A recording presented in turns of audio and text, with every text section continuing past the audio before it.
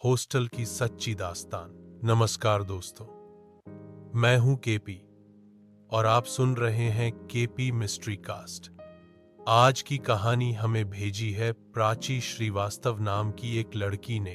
प्राची कहती है कि ये घटना उसके साथ तब हुई जब वो लखनऊ के आलमबाग इलाके में बने एक पुराने गर्ल्स हॉस्टल में शिफ्ट हुई थी। प्राची बताती है, केपी भाई, मैं लखनऊ यूनिवर्सिटी में पढ़ाई के लिए आई थी। शुरुआत में हॉस्टल मिलना मुश्किल था, तो मैंने एक प्राइवेट हॉस्टल ज्वाइन कर लिया। हॉस्टल बाहर से तो ठीक लगता था, लेकिन अंदर का माहौल हमेशा अजीब और डरावना रहता था। वो हॉस्टल एक पुरानी कोठी को बदलकर बनाया गया था।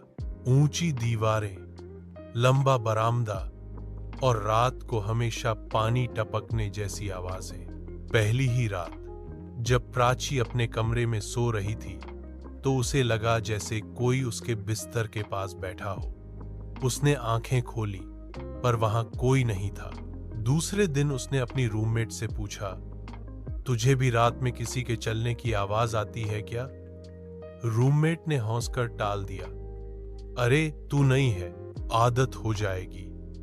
लेकिन प्राची के मन में डर बैठ गया। तीसरी रात, आधी रात को प्राची ने देखा कि उसके कमरे का दरवाजा अपने आप खुल गया।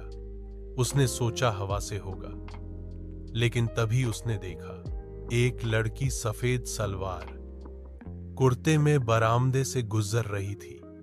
उसके बाल खुले हुए थे और वो बिना पांव जमीन पर घिसटते हुए चल रही थी। प्राची डर से कांप गई। उसने कमरे का दरवाजा बंद कर लिया और पूरी रात बिस्तर में दुबकी रही। अगले दिन उसने हॉस्टल की वार्डन से पूछा, मैम, रात को बरामदे में कौन चलता है? क्या गार्ड होता है? वार्डन का चेहरा अचानक बदल गया। उसने कहा, तुम्हें ज्यादा दिमाग लगाने की जरूरत नहीं। पढ़ाई करो और ऐसी बातों पर ध्यान मत दो। प्राची को यकीन हो गया कि यहां कुछ तो गड़बड़ है। किसी दिन हॉस्टल की सभी लड़कियां बाहर पिकनिक पर गई थीं। प्राची किसी काम से रुक गई थी। उस रात पूरा हॉस्टल लगभग खाली था। करीब रात के 2 बजे अचानक प्राची की नींद टूटी। उसने देखा उसके कमरे में वही सफेद कपड़ों वाली लड़की खड़ी है। चेहरा फीका, आंखें बिल्कुल लाल और होंठ नीले। वो लड़की धीरे धीरे प्राची की तरफ बढ़ने लगी। प्राची कहती है, केपी भाई, मेरे शरीर में जैसे जान ही नहीं बची थी। मैं हिल भी नहीं पा रही थी, बस उसकी आंखें मेरी तरफ घूर रही थी। लड़की उसके बिस्तर के पास आकर बैठ गई और धीमी आवाज में बोली, ये कमरा मेरा है, यहां से चली जा। सुबह प्राची किसी तरह बाहर निकली और हॉस्टल की एक पुरानी आया से सारी बात बताई। वो आया रोने लगी और बोली, बिटिया, ये कोठी पहले ठाकुर साहब की थी। उनकी बेटी ने यहीं इसी कमरे में फांसी लगाकर जान दे दी थी। तब से उसकी आत्मा यहीं भटकती है। कई बार लड़कियां डरकर ये हॉस्टल छोड़ भी चुकी हैं। प्राची ये सुनकर सन्न रह गई।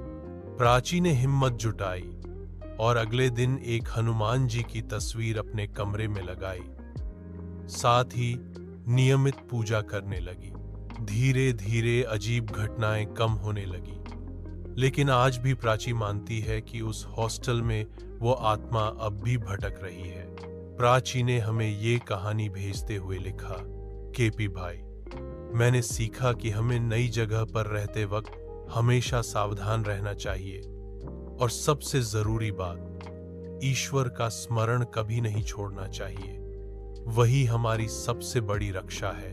तो दोस्तों, ये थी प्राची श्रीवास्तव की हॉस्टल की डरावनी दास्तान। आप भी अगर किसी अनजानी ताकत से टकराए हैं तो अपनी कहानी हमें भेज सकते हैं। याद रखिए, डर असली है और रहस्य कभी खत्म नहीं होता।